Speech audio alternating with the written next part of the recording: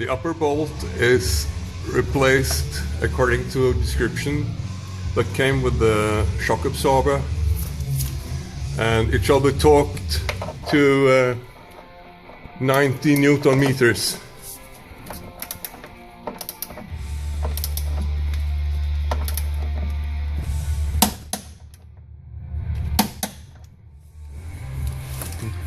So I torque both ends to 90 Newton meters, and this is because the end connection to the body for the shock has no serrated ring endings.